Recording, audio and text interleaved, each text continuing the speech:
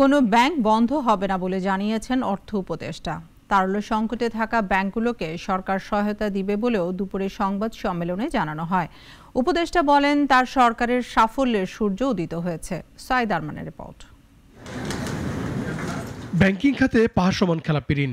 দক্ষিণ এশিয়ায় এই হার সবচেয়ে বেশি বাংলাদেশে। অন্যদিকে নিজের সঞ্চয় টাকা ব্যাংকে জমা রেখে চাহিদা মোতাবেক তুলতে পারছেন না আমানতকারীরা।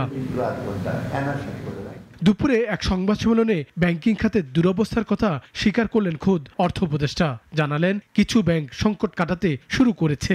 সরকার তারল্য সরবরাহ করে পরিস্থিতির উত্তরণ করতে চায়। আমাদের আসলে কোনো ব্যাংক থেকে বন্ধ করে দেওয়া, কোনো ব্যাংকের দরজা যখন বন্ধ হয়ে যায় তখন অন্যরা সেটা আরেকটা।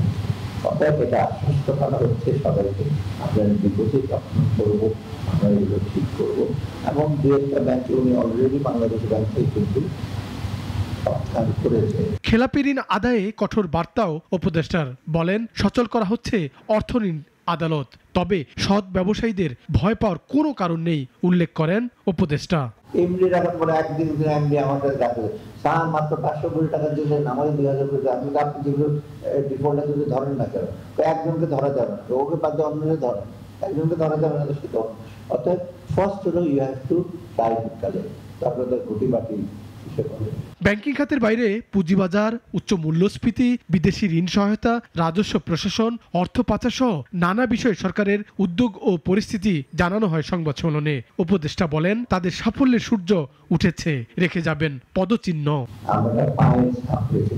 আপনি গ্রামের মেট্রোপথ দিয়ে হাঁটবেন, আস্তে আস্তে অনেক যখন মেট্রোপথ দিয়ে হাঁটবে, এই হিসেবে একটা রাস্তা করা দরকার, বেশি গাড়ি গেলে কোনো হাইওয়ে করবে, আমরা হেঁটে এই জায়গাগুলো দিয়ে হাঁটছি, আপনার এগুলো দিয়ে হাঁটবেন। উচ্চ মূল্যস্ফীতির কারণে মানুষের কষ্ট হচ্ছে, সেটিও স্বীকার করেন উপদেষ্টা। জানান, 1000 টাকা নিয়ে বাজারে গিয়ে সামান্য জিনিস ওঠে ব্যাগে। সাইদ আরমান, নাগরিক, Dhaka. Double million offer Walton fridge কিনে পেতে পারেন 20 লক্ষ টাকা, রয়েছে কোটি কোটি টাকার নিশ্চিত উপহার।